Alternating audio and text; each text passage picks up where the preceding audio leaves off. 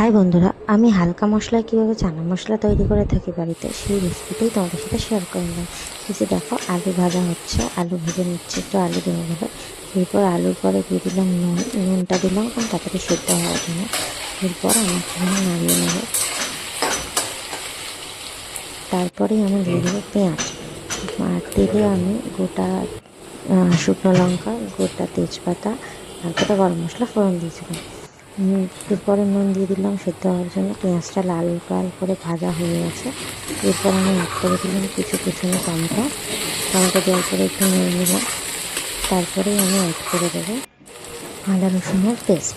একটু হয়ে যাওয়ার পরে আদা রসুনের পেস্টটা দিয়ে একটু দেখো, আদা রসুনের পেস্টটা আমি অলরেডি অ্যাড করে নিয়েছি। এরপরে আমি দিয়ে দেবো কিছু গুঁড়ো মশলা, যেমন হলুদ গুঁড়ো, লঙ্কা গুঁড়ো আর কিছু সেরকম আমি দিই না।